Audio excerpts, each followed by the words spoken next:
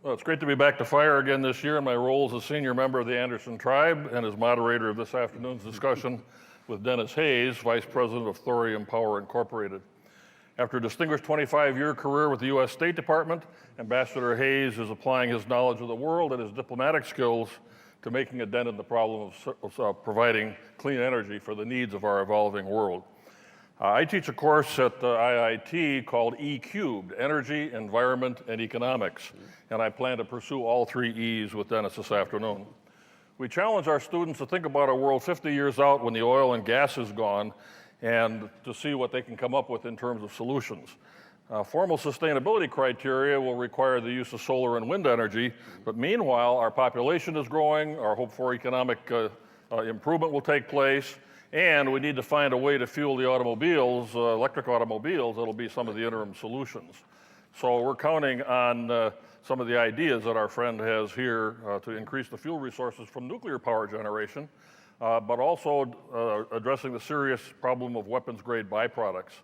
From the name of your company, I deduce that your solution involves thorium. Indeed. So please, for the benefit of our audience, tell us what it is, where it comes from, how much there is, and why should we care? Okay. Well, thorium is an element. It was first sort of identified in the 1820s by a Swedish chemist. It's named after the god Thor, hence the thorium.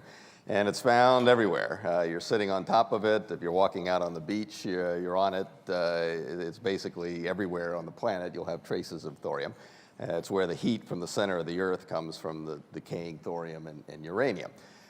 Concentrations, though, occur in certain areas, such as India, Canada, the United States, Australia, Turkey, places like that. So there's a lot of thorium. There's about 4 times as much thorium as there is uranium, and there's a lot of uranium out there. Can we afford it? What's the cost of electricity going to be compared to what we're paying today from fossil fuels or from uranium in the nuclear plants?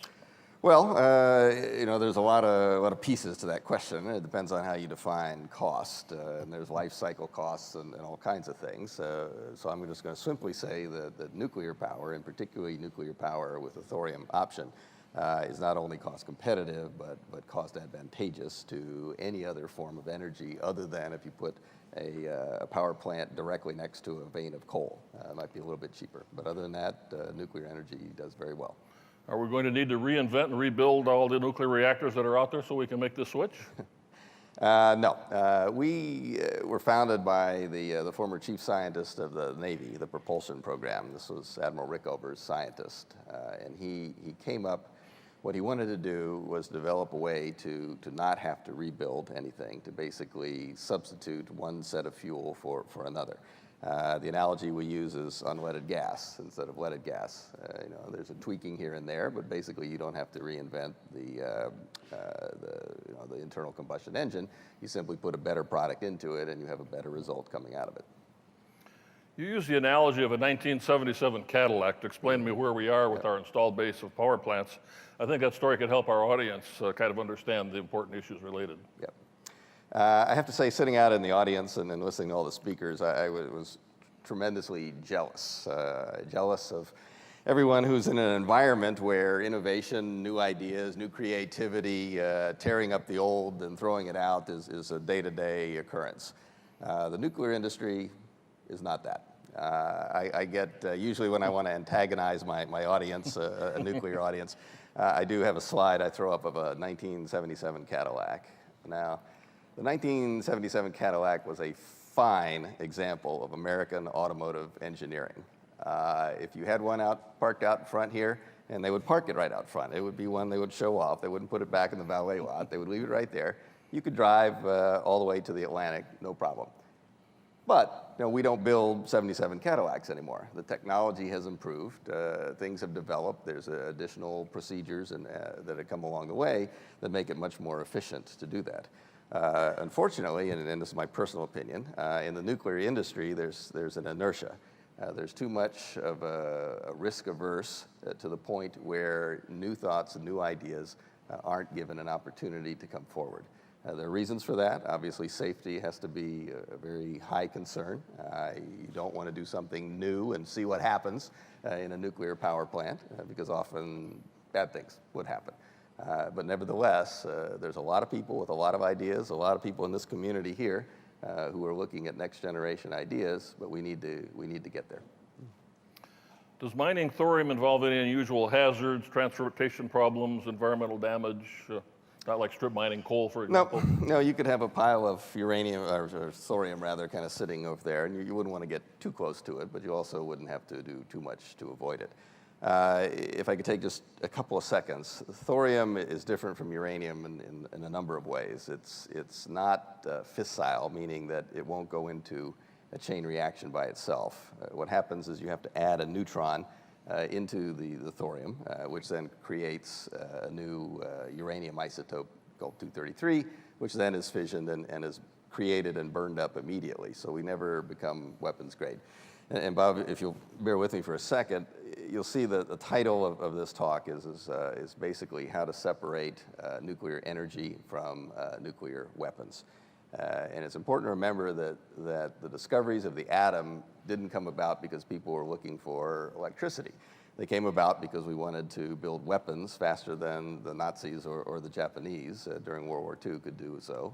And then we continued looking at this because we were afraid the Soviets were going to overtake us. That's fine, and that's a whole separate area. But what we're talking about is from the 50s on, President Eisenhower decided that we should also have a civilian use for this energy, and that's where we're going forward.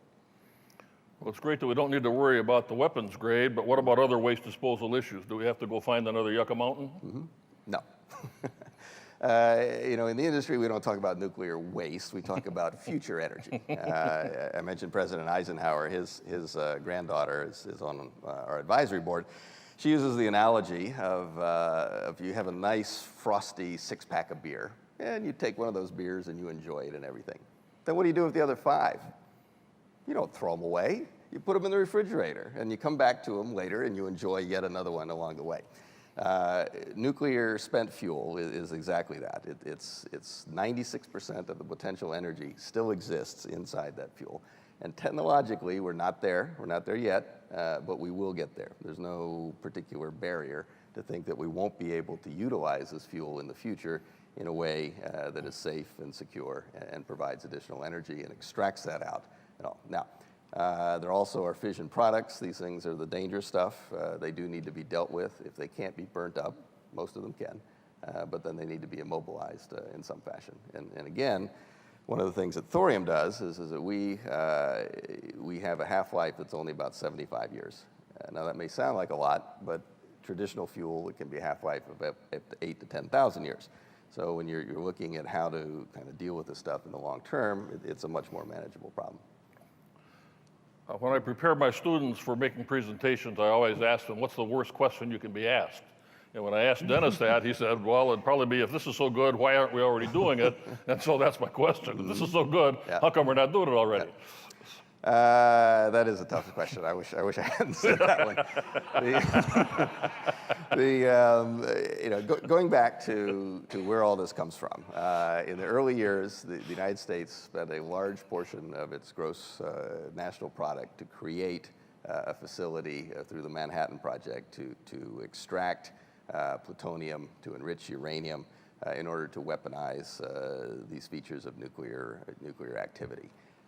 Then, when we were in the Cold War period, we wanted to make sure that the Soviets could not tell how much we were making, because if you watched how many trucks went in, you could estimate how many trucks or bombs would come out. And so the civilian and the military production was commingled to mask it a little bit.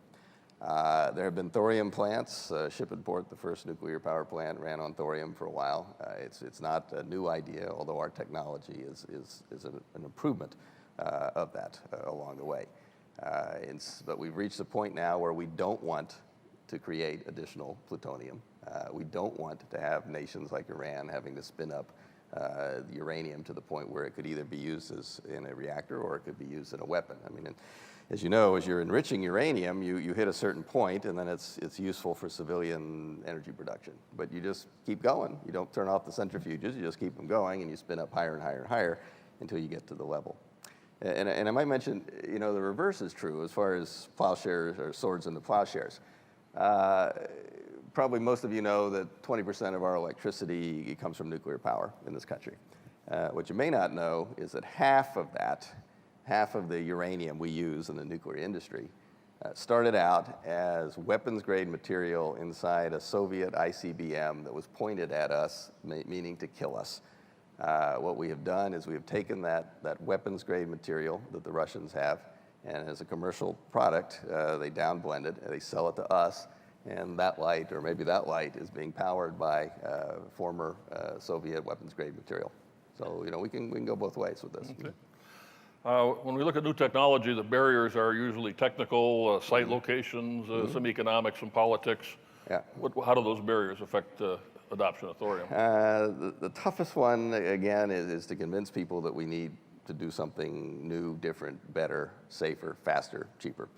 And again, thinking earlier conversations, I remember when I got my first 8-track tape player, which I was convinced was the ultimate in personal sound systems along the way there. Well, it lasted about a year or two, and then something better came along. What we need to do in the nuclear industry is get to that something better.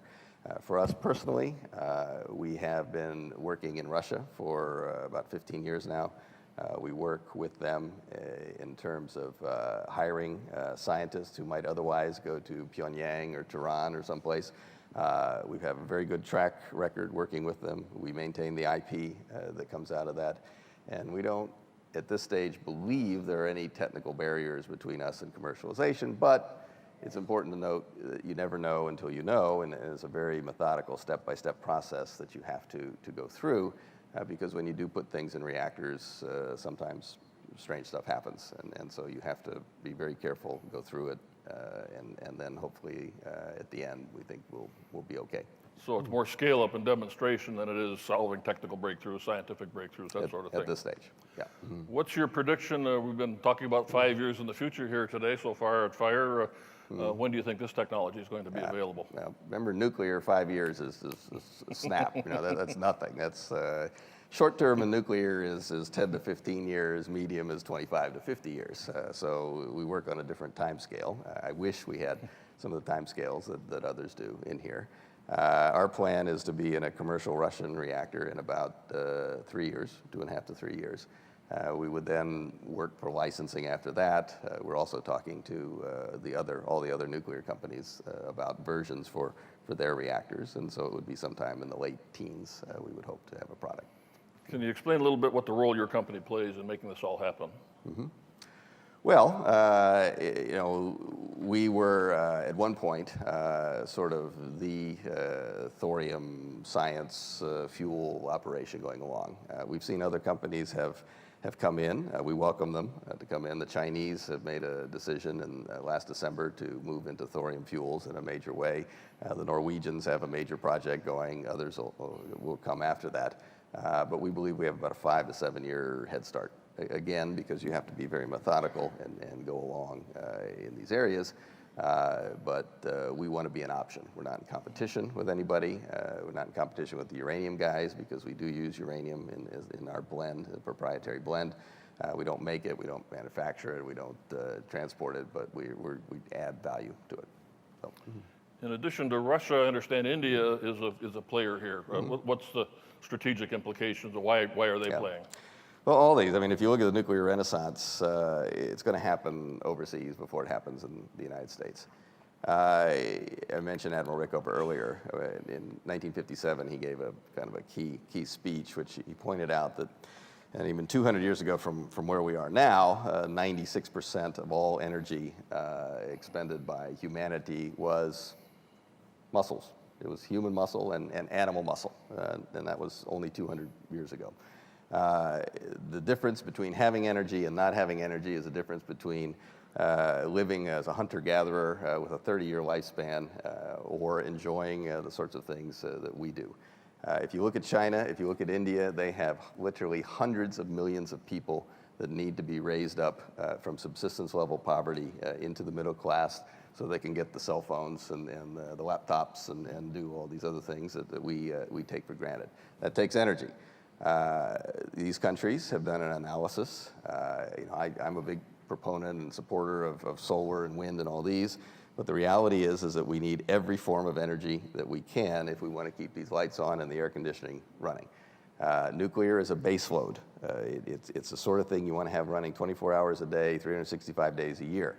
Solar, wind, and others tend to be peak. When do you need energy the most? Well, 3 o'clock on an August afternoon is when you need energy. When is the sun most likely to be shining? Pretty much the same time. So it kind of works out. But you've got to have that base load. If you want to have civilization, you need energy. And this has got to come from somewhere. Nuclear did not achieve what the initial proponents wanted when they said it'd be too cheap to meter. But that was because of Jane Fonda and the China Syndrome and 3 Mile Island and a lot of other things that made people to come back a little bit. But I think we're coming back again, and I think it's a good thing. It's been a long time since the last nuclear plant was built in this country. A lot of our experienced nuclear engineers, as well as the skilled technicians who build, operate, and maintain these plants, are reaching retirement age. Yes. In fact, you might, some of them have already gone fishing. That's a physicist joke for Mark's benefit. He'll explain that to you later. Do we have enough specialists to make thorium a reality? Are we graduating enough people? Are there enough schools, universities with nuclear engineering programs to support what you guys want to achieve? No, it's a major problem. If you go in any nuclear plant in the country or pretty much the world, everybody has hair of this color. There is a dearth. It was considered a dying industry for very long. It's now coming back. We're starting to see a lot of exciting new ideas. There's a lot of people working on things like small reactors. These are 1/10, 1/20th of the size of some of these big ones that are out there. And just in the last 2 or 3 years, a lot of the universities here in the United States have started ramping up, and they're seeing interest in this. There's a saying in the industry, there's no such thing as an unemployed nuclear engineer. I think that's the case. It's going to be the case for a long time. If you have family and friends and kids that are interested in a science career, I can guarantee you that moving into nuclear is a growth area for the next 50 to 100 years. Very good. So is it reasonable for me to conclude that we should quit worrying about what we're going to do in the next 50 years in terms of the base load, that between 4 times the supply of uranium, between a technology that's very close to commercialization, you guys can fill that gap and let me sleep peacefully at night? No, you can't. No, you're even with me. I'm terrified when I start thinking about these things. I'm terrified because the issues and the problems are not technical, but they are legal, they're political, they're cultural, they're all these sorts of things. In order to be able to achieve any of these forms of energy, there are trade-offs.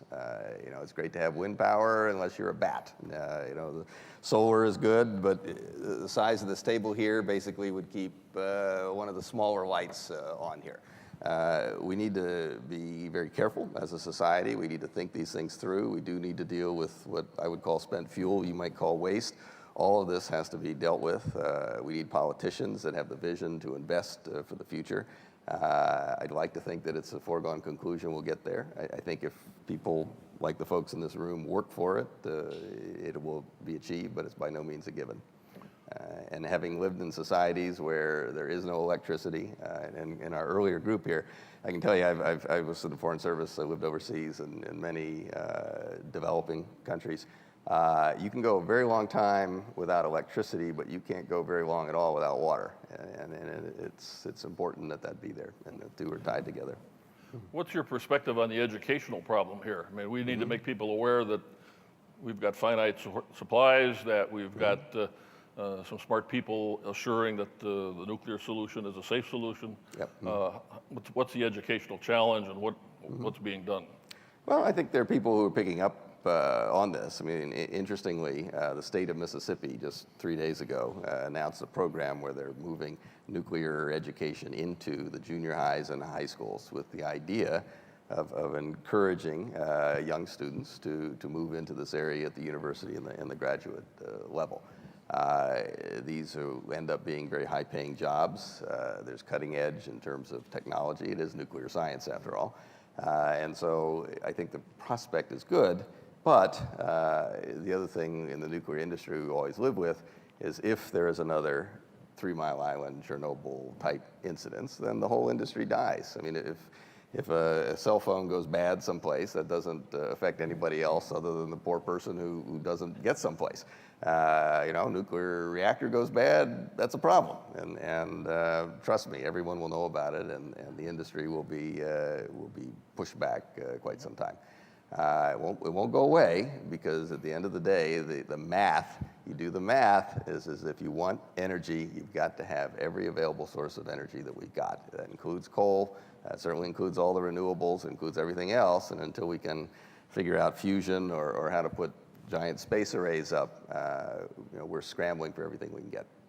What's your perspective on support for these concepts at the federal government level, particularly now with the new Obama administration? Do they get it? Are they supporting it? What's happening in Congress and so forth? Yeah, we're very pleased with a lot of the people who are moving into this area. A lot of them moving into this administration come out of the non-proliferation world. We are a non-proliferation company. We work overseas. We do have clients overseas, but we don't work with countries that won't sign on to the highest level of non-proliferation, security, transparency, because we just don't think, A, it's bad, but B, you can't build a viable nuclear industry if you're doing that. If you look at what Iran is doing, there are other countries who will want to have a nuclear program and will want to maintain an ambiguity. They may not go quite as aggressively as Iran has towards building a weapon, and Iran is going to build a weapon unless somebody stops them. The North Koreans come at it from a different way. They do the reprocessing. They pull the plutonium out of spent fuel. There are other countries that may not want to have a weapon, but they want people to think that maybe they have a weapon. So all of these issues have to be dealt with. Non-proliferation is a key. If you don't have clear international standards, you're going to have rogue states developing all over the way. I can tell you that nuclear physics, although it's not easy, it's not that tough either. And any bright graduate student can go on the internet and find all the information they would need to build a viable weapon, whether it be a dirty bomb or an actual nuclear weapon. So the only thing you can do is try to maintain control over the material, the strategic material itself. And that will require everybody in this room, everybody in this country, everybody in this world to be able to agree that there are certain things that are acceptable and certain things that are not acceptable in this world. Well, I thank you for clarifying a potentially complicated situation. We've got enough time here for several questions. Get the microphone here. Good shape. Yes. Roger Payne.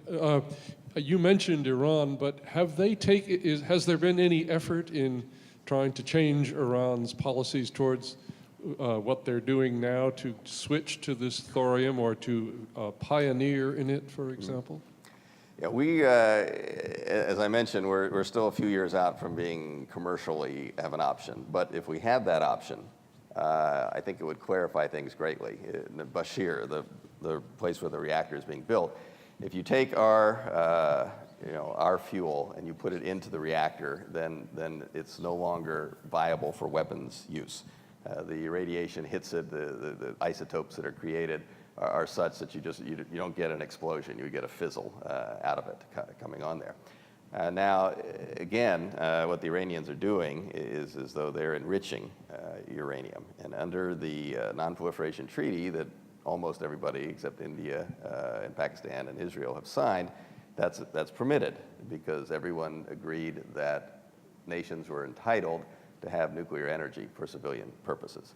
The difficulty is, as I said, is that once you start enriching, there's nothing that stops you from going from 4 to 5% enrichment up to 90+%, which is weapons grade. I should probably mention that uranium, not all uranium is the same. The uranium you want for any nuclear purpose is the isotope called 235, but that's less than 1% of all the uranium you find. And so you have to spend a lot of money, a lot of time to spin it up. This is why it's taking so long for them to do that. It's a complicated process, but once you start doing it, then it's just a matter of time. Once you have the mechanism, it just keeps going 24 hours a day until you get there. So what we believe is that when we are an option, one of the things that will be clear is there would be no reason for a country to do that unless they were looking for something more than civilian energy. So it should clarify things. Yeah. Other question? Yeah, Ty Carlson with Microsoft.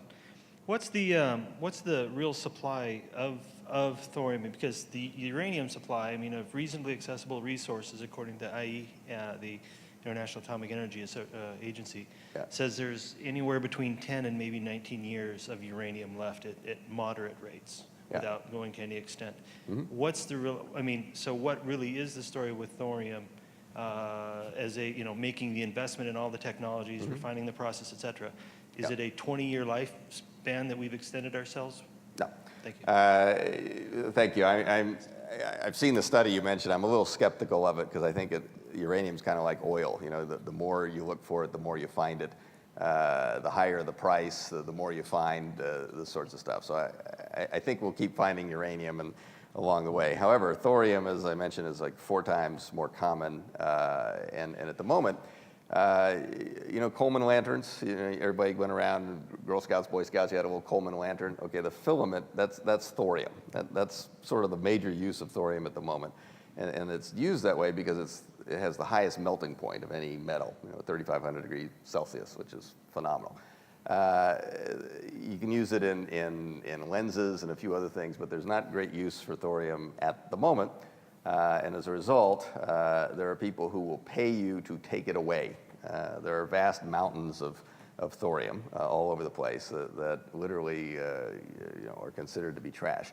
The reason they get the thorium in the first place is because thorium tends to be co-located with a lot of rare earths that are very valuable in the industry and different sciences and all. And so they extract the rare earths, and the thorium is left over.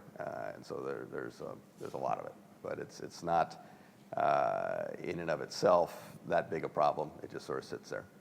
Eventually, we'd like to see it used in reactors. We think that there's an inevitability that this will happen because it's just, in addition to not making weapons, it also reduces the waste significantly.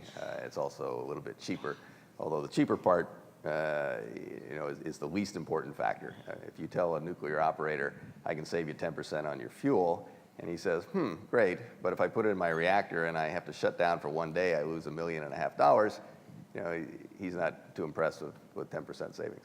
So, good. Okay, time for one more question. Okay. Yeah, this is Hank Rogers. My question is, what does a thorium-based reactor 3 Mile Island look like? I mean, is it the same amount of fallout or less or more or what? No. Again, the reactor, we're designed to sort of slot in. If you can picture in a core, there's a bunch of different smaller segments that kind of slot in. And we change the configuration in one of those arrays, and then that goes into the reactor. The reactor effectively doesn't know that anything different has happened. It still produces energy. The advantages, again, for thorium, one of them is that it has a much higher melting point. So with a 3 Mile Island, the problem is the fuel rods get so hot that they melt, and then you can't cool them off, and you get bad things happening. So when you have a thorium fuel, there's no reactor in the world that's going to get to 3,500 degrees Celsius. Now we have interior fuel rods that are still uranium-based, or could also be burning up weapons-grade plutonium-based. You do need, obviously, to keep a cooling system going for that. But speaking for the industry as a whole, what's different now from, say, 3 Mile Island in '79, I think it was, is there's much more emphasis on sort of passive systems. I mean, Westinghouse has systems where basically there's water on the roof, and if something happens, it just drops down along with the control rods and everything else. So, I don't want to say that anything is impossible, because obviously things happen. Idiot-proof doesn't really get it. And if you go back in 3 Mile Island, there were 27 things that went wrong. The 27th is that someone put a wet paint sign hanging over a gauge so that it was no longer visible to the people in the control room. Now, you go like, what are the odds of that happening? Well, it did. But nevertheless, the industry is much, much safer. Thousands of people die every year. It's a direct result of coal I don't know if anybody's fallen on a solar panel No, and don't been think so. flash fried or anything, but any industrial process is going to involve some risk and some downsides, and we think that we're in pretty good shape. Well, thank you very much. Indeed. Declare Thank you. this session completed and appreciate your Thank you, Bob.